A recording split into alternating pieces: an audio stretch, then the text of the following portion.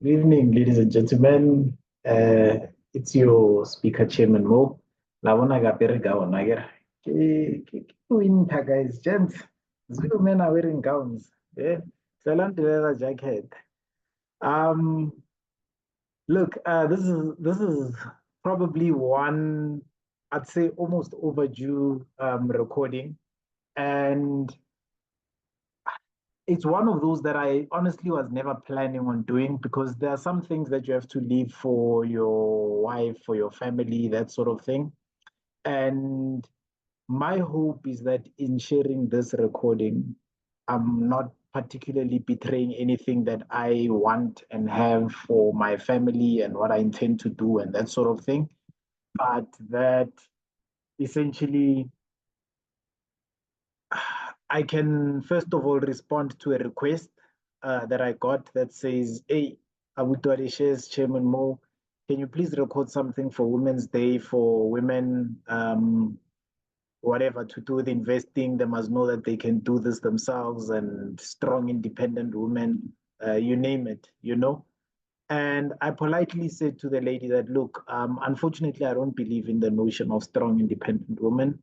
I've done videos before speaking about gents, put women in your team.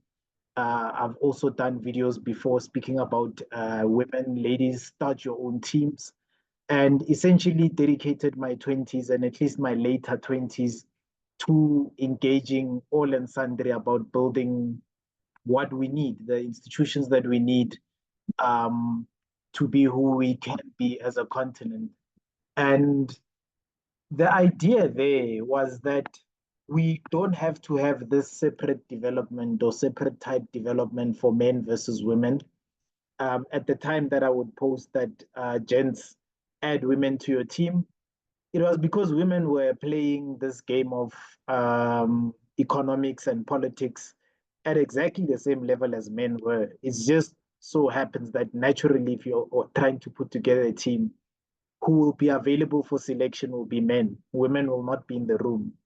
And so it was an intentional conscientization to say, gents, find a way to put women in your team, find a way to add women to your team. And I intentionally did it even without qualification. So I never tried to say that women are as good as men or women are better than men or that have you, because I understood the merit of the act itself, that the moment you are intentional about adding other people into your team, irrespective of having to add adjectives to the name, your team just gets better. So, what do I mean? Um, I got a question about 10 years ago almost when I was starting my articles. And it was a review from a mentor of mine who was writing a speech for SAICA. And I think it was the ABASA program, the African what is the African Black Accountants Association Society or Association of Black Accountants. Yeah, them basically, right? And the question I got was very straightforward. It was, do you think the wording "mang mang mang mang" is a quality Black chartered accountant is appropriate? And obviously, the obvious thing that stood out was, look, it's inappropriate in that it implies that chartered accountants have got grades of quality. And over and above that, Black chartered accountants should also be separated between the good, the bad. And as a result, it, even though it gives the speaker or the receiver of the award um, some level of prestige and acknowledgement, it discredits a whole race ultimately. And look, it's, you could get away with it because that's colloquial talk. It's the way people talk, but I wouldn't if it was me giving the speech because it creates the impression that there are grades to being accountants, there are grades to being Black accountants, and then this particular accountant is a better accountant. I mean, you guys would know that a similar problem existed during the Mandela years of presidency. I think it's in Thabo Mbeki's biography. I digress, but hopefully it will make sense. I've got my timer there for an hour. So hopefully by the end of the hour, all of it comes together and makes sense. And Thabo Mbeki used to guide Mandela a lot or advise Mandela a lot that, listen, you are allowing them to do this thing where they celebrate you almost in contrast to us. And that's going to create a problem down the line, a twofold problem. First of all, it's going to separate you from us and create a situation where you are better than the rest of us. But second of all, it's going to set a precedent of a token black. And at the time, the words used was not token black. I forget the words that Thabo Mbeki used, but he essentially made his point clear that you're going to create a precedent where there's going to be one black in the room at a time. We are never, as a group, going to be seen as competent and having all the virtues that you enjoy. And as a result, we are never going to progress the way we want to. That was about 30 years ago, 94, 96, that time. And so you can imagine to be confronted with this problem 20 years later for Black chartered accountants. And then now, 30 years later, or 10 years later from that event, in my case, for Black women and women in general as well, and how to advance their cause and or have their aspirations met, you know. And so I always try to then keep the information and guidances neutral because they are neutral. I mean, buying a share dividend that's undervalued has got nothing to do with being male or female. Having money to put away has got nothing to do with being male or female. And yeah, you just do it and you're good. You're good to go, right? And so ultimately from that, I then, I mean, landed where I am now. It's a good 5 years later, at least from when I started posting the material. But I actually just wanted to contextualize that non-qualification of Black women and adding women to your team. I think 2 or 3 years prior to that, I remember saying to some of my female friends to say, you know, having read the history books, having read the books on development, having taken in the literature and understood the plight that we face as a people, irrespective of black, white, what have you, the characteristics that I have found in disadvantaged environments, developing environments, destitute type environments, women fare better than men. And the reason women fare better than men, I was young then, and that was my deduction, right? Was that men are so downtrodden by bad economic situations that they essentially give up. So they turn to alcohol and then they resign themselves then to just have a bit of good in the bad situation that they're in. Women, on the other hand, have hope. They have an eternal optimism, you know. Men get crushed or fight by the reality of life, but we surrender when we lose. Whereas women see an eternal optimism, so they have this ability to hear and assess what is it that it takes to be successful. Okay, let me do that and diligently do so, you know. In some situations, to the degradation or to them being looked down on. So, for example, I've had a situation where I analyzed where my brother and I would be in a situation. So let's say a club, a tavern, that sort of thing. And we see what tends to happen in those sort of very informal but very natural environments of hierarchies of power and power dynamics, what have you. And without fail, women would be there, and women would obviously be entertained by men for money, you name it, right? And I mean, like young kids, we judge that type of behavior. But one day, one incisive day, I walked out of that room and I said to him, do you know, I am starting to understand some of the noises that I hear that come out of women, especially in South Africa, especially Black women. And I said, you know, when I see some of the things that women do in the spaces that we've been, and I try and philosophically understand what could it be that makes you think and reason and actually do that. over and above poverty and destitution. I mean, that's overplayed. I'm talking the people that essentially get iPhones and weaves and trips to Dubai and you name it, right? I think they have a name, queens. I mean, they've even earned themselves a title, queen.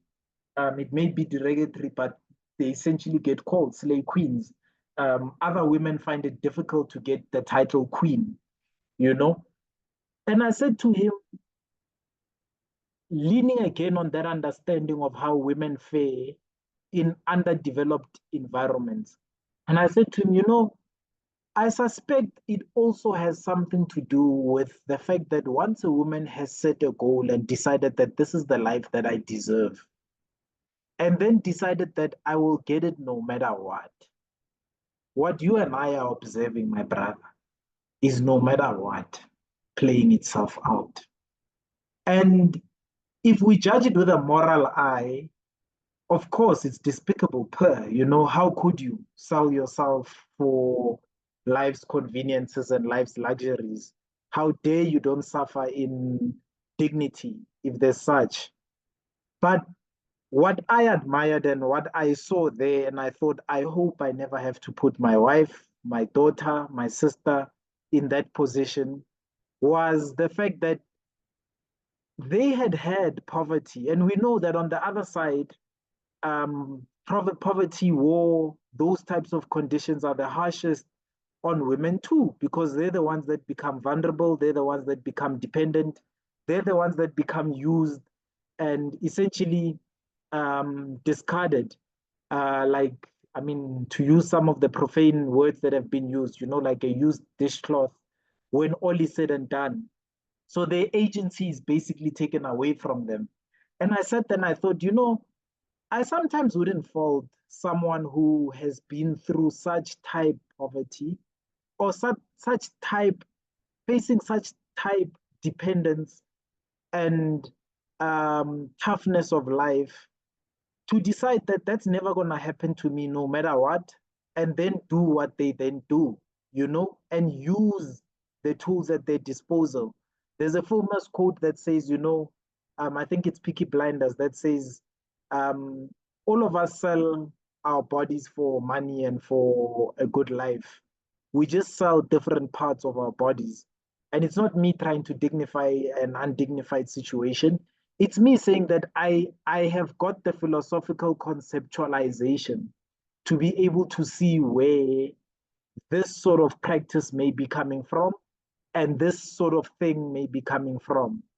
And so with that, I understood the power of a woman that has said that this is enough, you know, let alone the fact that I was raised by matriarchs. I had seen women in my life create a better life for me than I would have probably expected to live and would have lived had they not, that sort of thing. I understood very well the power of women. And I'm going to come back to that because I want to touch on the matriarchy and the whole matriarchal concepts and those sort of things, right? And so it's with that backdrop that I understood that gents, add women to your team. I don't need to qualify. The qualification is here today. They are simply better than you. I can tell you now for free. I've hired women. I've worked with women. I've worked with women that are bad at their jobs. I've worked with women that have let me down when I thought they would achieve certain things for myself, for my business, for the workplace. But as a blanket statement, I can tell you now for free. Look at the statistics, look at the outcry in the United States, the world over. Women are just simply marching on like a train that is unstoppable. They are damn good at what they do. And the one, two, three men that tend to still make it to the top of a list, so the richest this, the fastest this, the hottest this, that, you the top 1%, then you know it. The average man is not competing with the average woman in economic and political terms.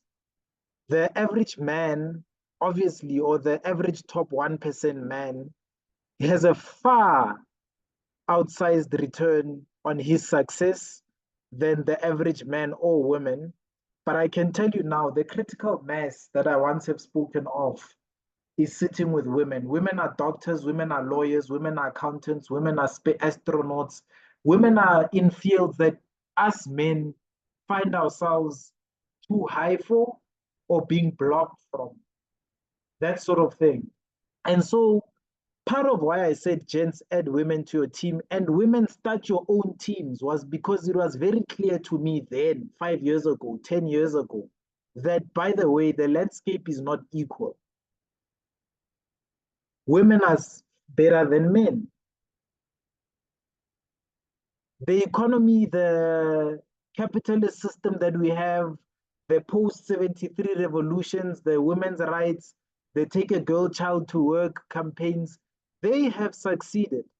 And today we live in a feminized, feminine world. Still a brutal world to women that are not in positions of being able to assert some sort of power or some sort of leverage. I think that's my new favorite word. I'll use the leverage.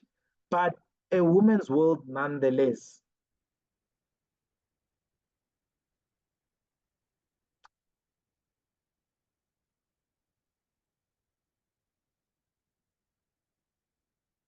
And so that's the background to the message that I want to give today to women. The last part of the message that I want to give to women is Black women, that is, understand, as they say, with great power comes great responsibility. You need to probably do the work to understand where are you in history, in society, um, in economics, in industries, as well as then for your families. And then understand what is the role that you have to play and what are the sensitivities that you have to navigate. And I'm speaking this having watched now the interview of Lekao's wife or ex-wife, Lekao, the founder of Batu, the footwear sneaker brand. I don't know her. I don't know Lekao. We're not friends. We've never met. I'm just influenced at this point specifically, or at least holding back on some of the things that are just recent to my head. But conceptually, they've always been in my head. To say that some of the things that you have to understand, and that's why my first advice to women for this Women's Month, as per request, is understand where you are, understand your power, understand the context, understand the game that you're playing, understand, understand, understand. Whatever I missed, whatever I gained, I'm not an expert in women, I'm not an expert in advising women or men. I'm just an accountant and I'm just a person that picks stocks for a living. But I also do have a responsibility where I have been asked, but not just do I have been asked, where I do participate in family building and society, as I said, is very dear to me, to say to you, understand. If you don't understand, no matter what I say, no matter what anyone says, there is no headway that we are going to make. You are fighting a battle that has defeated Black men, has defeated other men and women of other races. And it's just maybe your turn now to fight. Whether you fought before, whether you've won before, you are here now again, and it's your turn to fight again. And the situation that you're facing, as far as I analyze it, the Black man was defeated 400 years ago, 600 years ago. The Black man was brutally defeated. And I say defeated because when all is said and done, right, in nature, in the balance of nature, the job of a man is to protect and provide. I've said that in another video. I'm not going to reiterate that in this one. And what happened with slavery, with colonization, with apartheid in South Africa, segregation, that sort of thing. We may call it a brutalization, a victimization, a whatever language that is politically correct, a theft, all of those things. I don't ascribe to them. It was a defeat, a brutal defeat. Because even if rules of engagement are there and are being broken, you have a responsibility to your kin, you have a responsibility to your wife and children to make sure that they don't get raped, that they don't get killed, that they don't get stolen from, that they don't get violated, that they don't get separated from you. And irrespective of how unfair the fight is, was, will be, if that happens, you have lost. You have failed in your duty to protect and subsequently to provide. And so, Black women, I am saying to you this Women's Month, as per request, in terms of making a video for you guys, right? Understand first and foremost that you are dealing with a generational betrayal, a generational defeat, a generational loss, where your men have allowed your defeat and allowed your conquest and allowed your violation. It may have been unfair, it may have been whatever it is. The reality is you carry that generational hurt, you carry that generational trauma as you stand today. And one of the only ways that it can be righted is if Black men win. There is nobody that's going to hand over forgiveness. There's no one that's going to say, Black men, Black women, we are sorry that we did this to you. There's no government that's going to say, here's a trillion rands. We have calculated the cost of slavery and now we are paying it back to you guys. Here are the reparations for your hurt. In fact, what's going to come out and has been coming out is years and years and years and years of justification that you did it first. You did it to the Xhosas, to the Khoisans. You did it. It's your turn. You name it. And you know what? For me, all of that is correct. That justification. The only way, Black women, that I have seen, you will forgive us and trust us and feel safe to be women on this earth is if Black men win the battle that they have against other races, against other nations. If when they walk into a room, the other nations keep quiet or they stand up, the same way we keep quiet or stand up when white men walk into the room, the same way we automatically assume a white man that walks into the room is in charge. The same way that when we want to bash businesses, if it's a white business, we name it. We say, I'm so disappointed in the service that I got from Woolworths Woodmead. Because if we dare make the mistake of grouping white men, we know they will brutalize us again. But if a Black plumber by the name of Jacob comes and ruins your plumbing work, you don't say Jacob ruined my plumbing work. You say Black business ruined my plumbing work. You don't even say plumbing work. You just say, I'm so tired of Black business not giving good service. Meaning that we have become so defeated and so trivialized as a society that you don't even have to pinpoint us, because what backlash are you going to receive if you address us as a group? So what if you said Jacob instead of Tabo, or if you said all of you instead of Ntabiseng? So what? We don't have exceptions when it comes to underperformance. Rather, what we say is that not all Black businesses. I've worked with some good Black businesses. I've met some good Black men. We qualify the good that Black men do.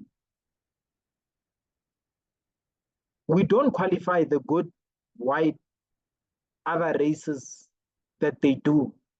So we say, I love shopping at Woolies because Woolies is quality. We nationalize the praise.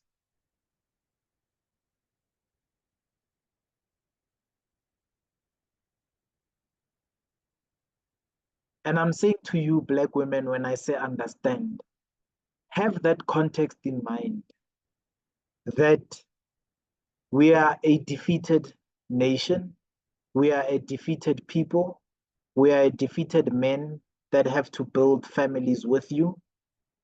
The roles have been reversed intentionally. The roles have been manipulated. The Because we don't stop there. What was the point of the defeat? The point of the defeat was so that we can then put black women in front, so that they can be the shield.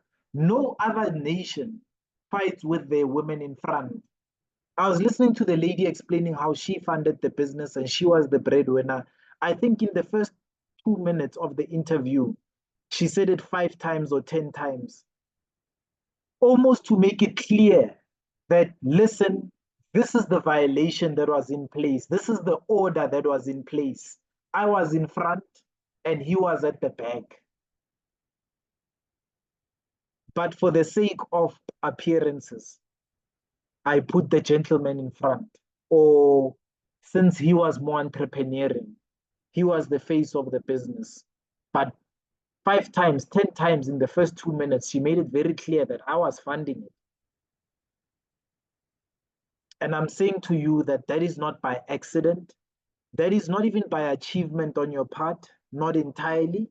It is by design. You are you are intentionally put at the front of the Black Army so that when other people fight against us as a nation, the first resistance that they are finding is women and not men. Where are we? We are physical labor. We are underground in the mines. We are on the streets as cops. We are not in the medical theater rooms. We are not in the accounting offices. We are not in the courts. We are out in the physical manual labor.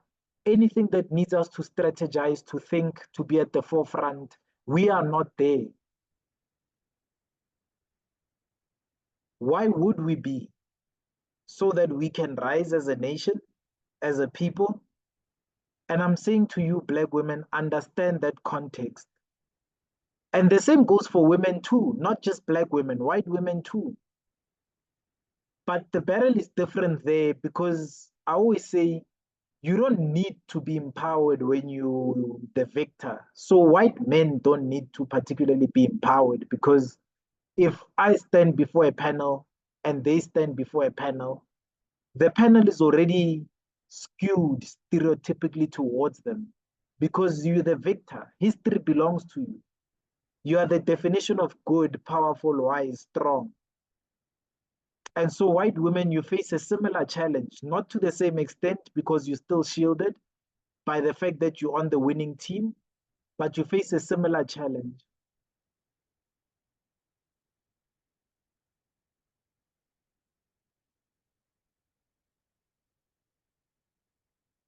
So, Black women, you are at the front, Black men, you're at the back. And so, I'm saying Black women understand that. In the greater war of economics, politics, what have you, you are where they want you, at the front, fighting. Those of you that consider yourselves wives, consider yourselves builders, consider yourselves equals, you see yourself next to the man, not behind the man. And I will also qualify that it's not totally a bad thing. Not totally. Why it's a bad thing is because if we are playing chess and I make you be in front, there's a reason I want you in front. You are going to then play to the strategy that I have. Let me tell you the strength that Black women have of being in front. If you read and understand history and African culture correctly,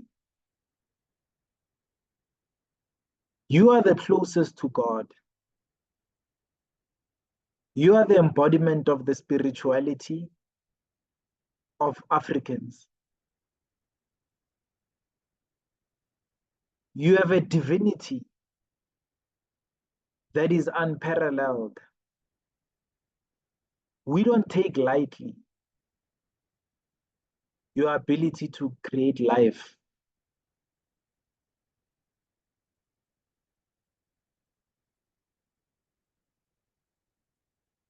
You are the makers of life. In Africa, it is women who continue to feed and nurture and hold the economy. And I'm not speaking from a framing then now of slavery. That's the easy part. That natural discipline, that natural ability to hope and be optimistic in individually or personally lies with you women. That ability to endure or endure is lies with you women. And as a result, you never need to assert your voice or to fight for your place in the room. Hence, I said to use dot teams too. If you're a woman, your place is set. I can't speak for other cultures because they clearly don't have a place for women. But in the African culture, your place is there and it's set. And to the extent that you see it as a weak position,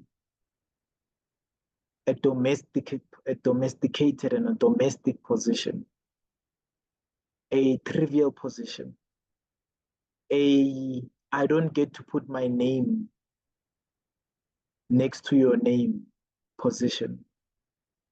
That unfortunately is where you lose your power. So sacred is your femininity that we have the concept of Mother Nature,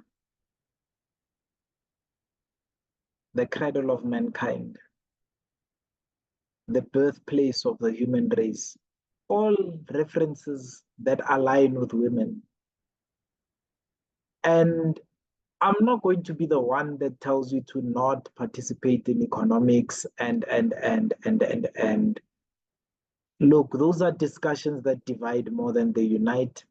I think by saying understand your context and understand the position you find yourself in, it will be up to you how you play those cards, those dual roles, those multifaceted roles.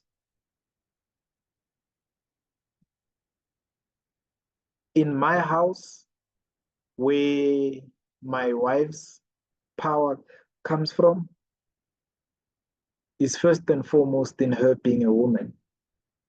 Because I can't be a woman. I can be many things. I'm very smart and whatever, but I can't be a woman and I never will be.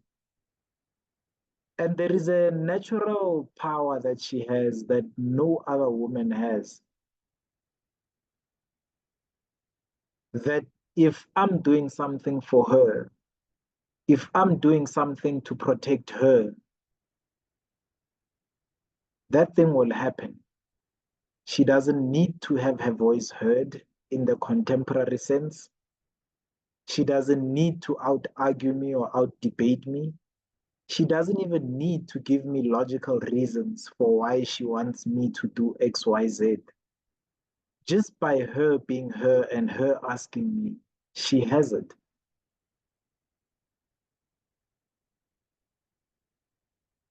There's a video that I made, I think, on the kingdom of a man and what have you, and the providence that exists for those that occupy a place in my kingdom. And that is one of the privileges and strengths that women have. There's no man that can come into my kingdom and have that unquestioned ability to direct my efforts. Absolutely none.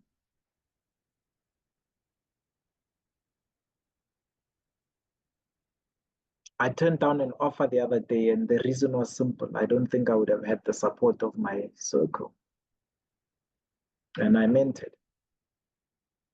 Because without the support of my women, I keenly understood that I cannot go into that room because I've got my aura, I've got my intelligence, I've got my wisdom, I've got my, you name it. But I understood very well that without the support of that woman, none of what I'm going to do in that room is going to come to fruition. And so when I say to you, Black women, that I don't want you to be independent, I don't want to tell you that you're strong and you can do it on your own and the industry needs to make space for you, you name it. It's not because I don't want you guys to be successful and happy and fulfilled and you name it. It's because I keenly understand that your strength does not lie in you being by yourself and being reinforced and reminded how strong you are and how intelligent you are and how equal you are and how at the forefront of the battles that we fight you should be. For me, in my house, your strength comes from the fact that if you and I are a team, there's nothing that can stop us. I don't know how we are going to get over the betrayal, and it continues because remember, post slavery, post colonization, post apartheid, post segregation, we never had a campaign to bring a Black boy child to work, to heal the Black boy child, to put the Black boy child at the level that they need to be men, to be normal, to undo 600 years of brutalization. And so when I see the story of the wife Wapatu, I fully understand what she's talking about. And I fully know that my boy has fucked up, royally so. And there's no way to defend him. There shouldn't be a need to defend him. And I repeat, I don't know his story. But I'm using him as a case study that's playing itself out there in the public. I don't have a solution for what should she do, how far should she begazela. But I can tell you for free that the situation doesn't change at a societal level by us fighting each other in public, by us showing each other that you have supported me and I failed you, by me failing you, by me being accommodated to fail you, and you name it. I don't have the solution as we speak. All I have is I have a context, I have an understanding, and I have a knowledge that no other society puts their women at the front of a war.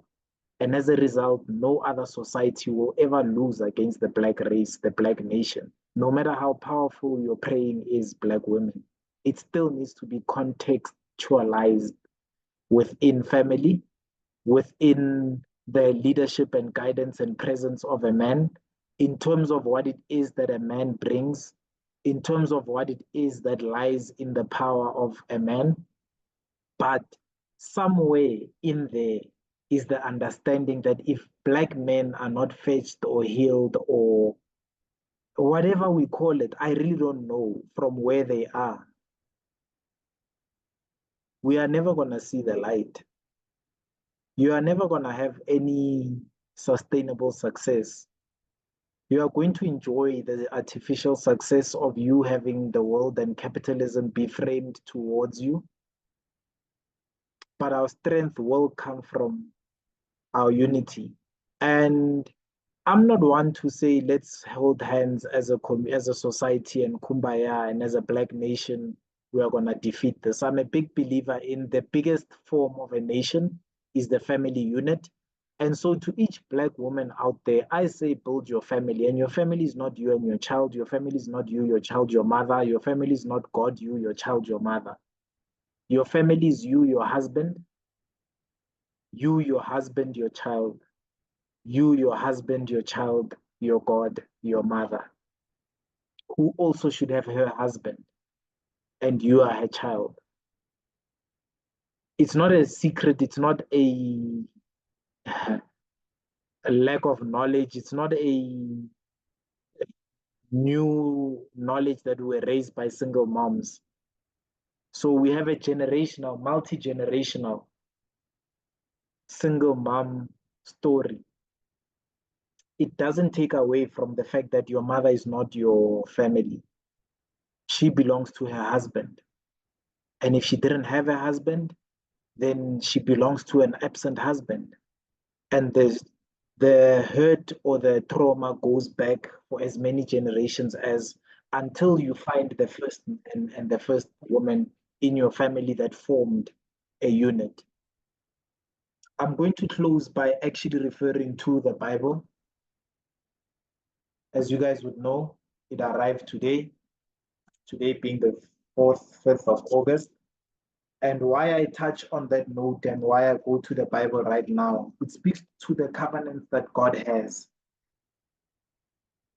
And why I can tell you for free that what I'm saying for me has got the strength that I believe it has.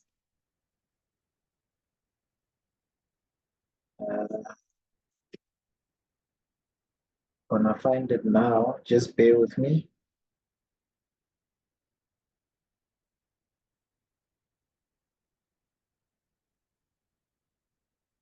So there's the covenant of creation.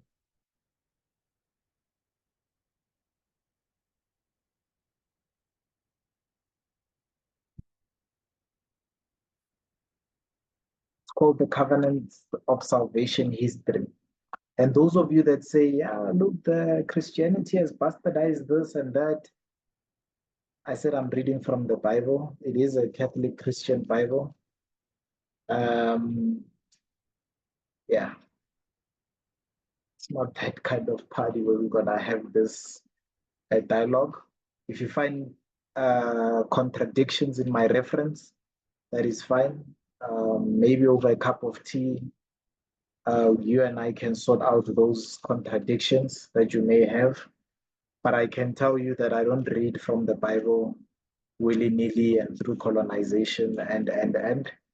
I read from it having tested it myself and taken it through there you go, my own filters. I think there's a video that I've made about have a filter for truth for yourself.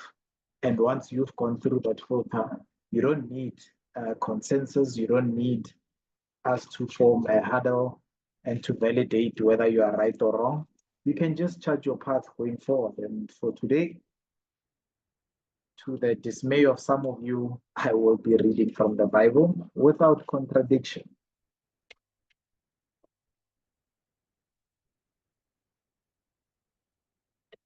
Those, there we go.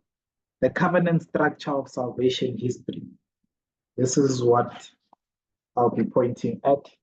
Where is it? Hey, Navona, guys. When do we start asking for donations? I don't know these YouTube videos. They start asking for donations for this and that. Okay, I'm gonna unblur some stuff. Let me see. Just hold on. If somebody's gonna say, yeah, by now you should have learned how to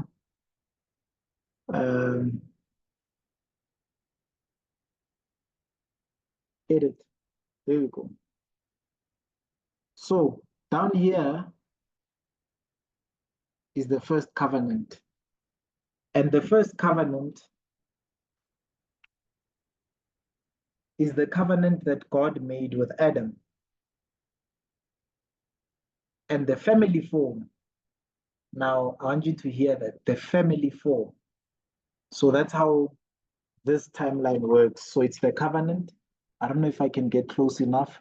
Essentially, there it's the covenant as well as the sign and the mediator. And then in the second one, it says family form to show how central family is to the success that the Jews have built, the success that the other nations have built. So the covenant, the sign and mediator is one, the covenant made with Adam.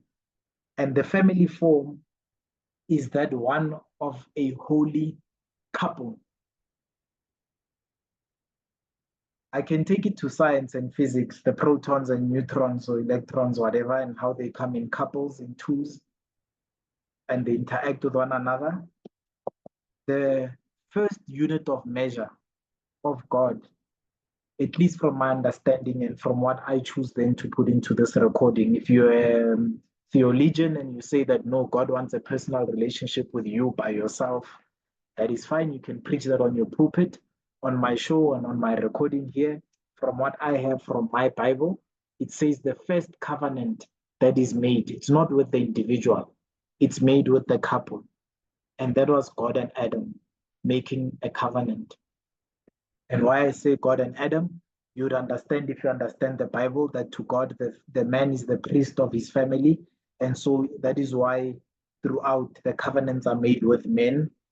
And it used to be that the men had to be the church and the priest of their family until it was then given to the Levites to then be the priests, and you name it, right?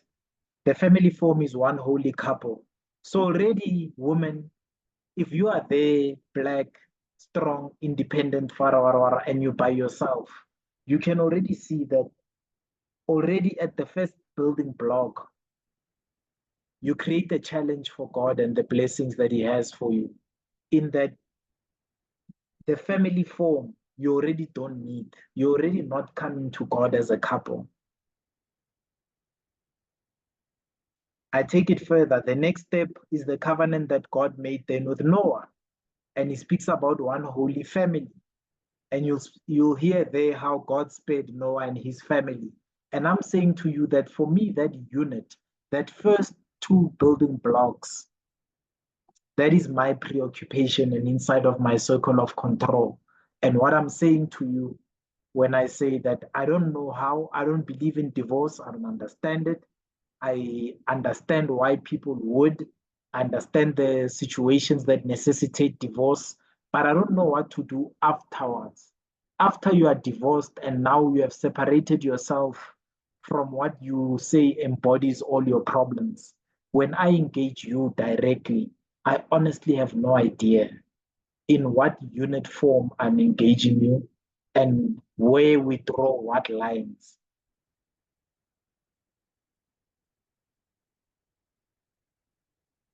And so I'm saying to you that for Women's Day, for investing advice, for financial advice, I don't know a stronger financial unit than the couple, which is men and women, and then from the couple, which is the family.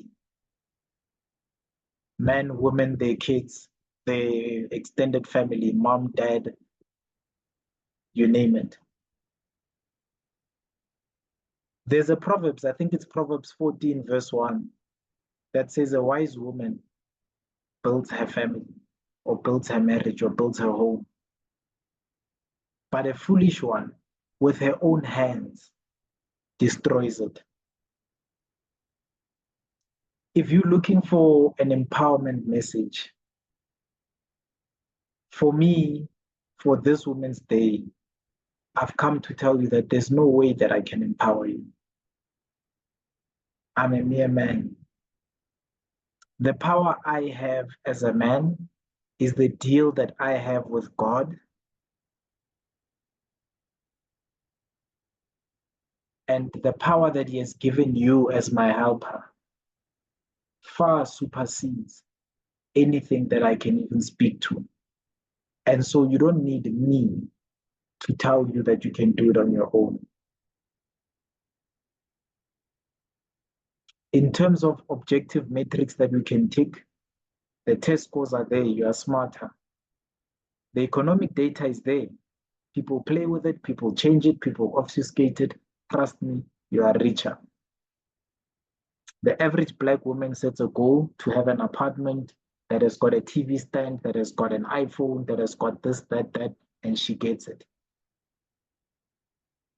Some say by hook or by crook.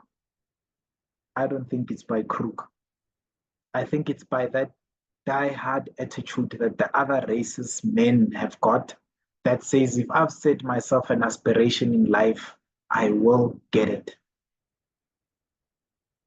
It just so happens that the way power works and the way the world works is that whatever you bring to the table as your currency, as your strength, they will engage you on that. So if you bring your femininity from an amoral perspective, I can understand why that's the chip that you would use to build your house, your rental, your whatever, your place. I personally don't advise it because the economic muscle is there today, the social muscle can be there, and you don't need to use your body. But you don't need me to empower you. You don't need me to give you a powerful message. You need your Adam. And your Adam might have been brutalized, weak, defeated, whatever, but there is no other. No other race loves you and wants you like Adam does. He might love you the way a slave loves. He may love you with the language that he knows, which is violence, which is to beat you down. But I don't know any other person that can help you form that coupling that God can look at and then say, this is the unit economics that I engage with. And from there, family. You don't need a man, as you guys have always rightfully mentioned. I think in terms of what is defined as success in today and the world, you don't need a man. It's a capitalist society. To a large extent, they've taught you how to be men. They've taught you how to fight the way men fight, how to get what men would get if they had your discipline, if they had your knowledge, if they had your strategic thinking, if they had your academic development, if they had your discernment, if they had your proximity to the world. I mean, you can get into rooms that men only get into at 35 once they've got money. So you don't need a man. And you can do it on your own, and you will get the type of rewards that our capitalist world and capitalist society has to offer. And if for you that is enough, there you have my message. In terms of what I stand for, those are the covenants. For those of you wondering what were the other covenants, because I prematurely closed it, hey, now I must look for it again. I'll just go through them quickly because this was not a Bible study session. Listen, my Bible it's the book I bought. It's not an ordinary Bible. So if you want to know what type of Bible it is, just let me know and I'll hook you up. Well, not hook you up as in buy it for you or help you buy it. Because yeah, it was a mission and a half to get it. Hook you up, I mean, as in, I'll tell you, it's the Great Adventure Bible. It's a Catholic Bible.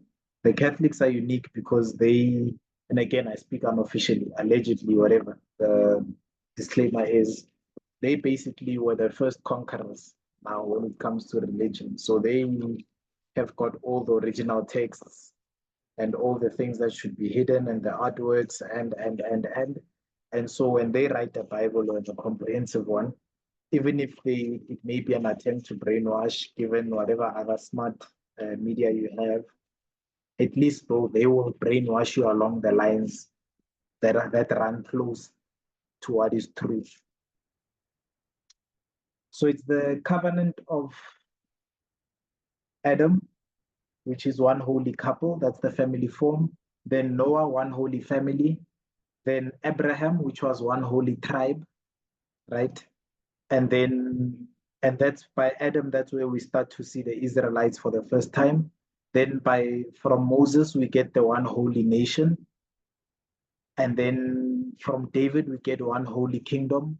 And then ultimately from Jesus, we get one holy, here they say Catholic and Apostolic Church. But essentially we get one whole church, and that is ultimately then the salvation. And this is the covenant structure of salvation. And just interestingly, as I close as a side note, as I was reading this, I sat there and I thought, wow, who's our Adam, who's our Noah, who's our Abraham, who's our Moses, who's our David?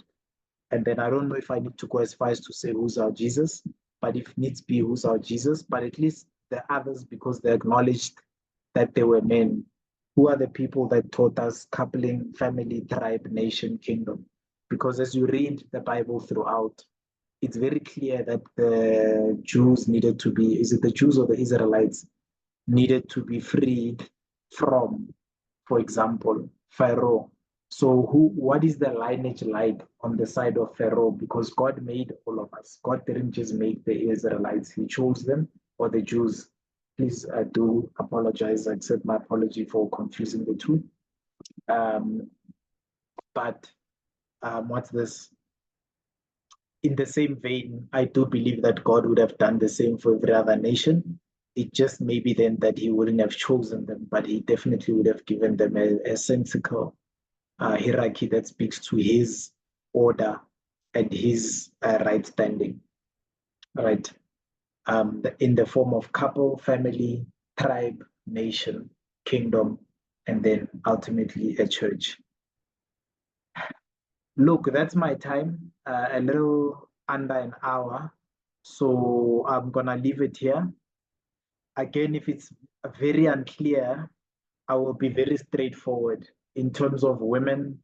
When it comes to a message for you being able to do it, I will tell you now for free that in terms of economics, you've got the brains, you've got the agency, you've got the focus, you've got the discipline, you've got the goals.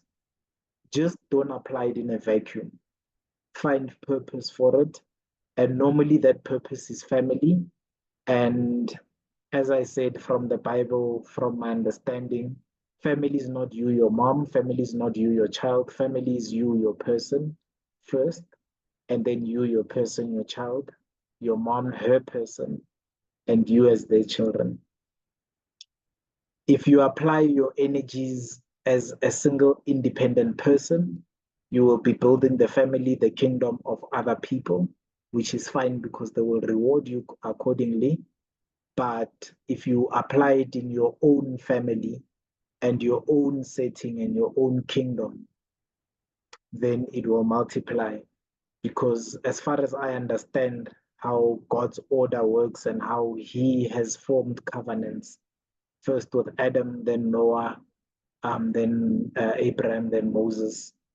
If I can understand that, my understanding is that he likes situations where the family is his preferred order and not you singularly as an individual. And yeah, that's my message to you, that you've got the strength, you've got the power, just utilize it in a correct form for what you want. If it's a single independent life, the structures are there. But if it's a full holistic life, the structure is there. Understand, and then be sensitive and responsive to the understanding that you have. And trust me, you'll be blessed abundantly.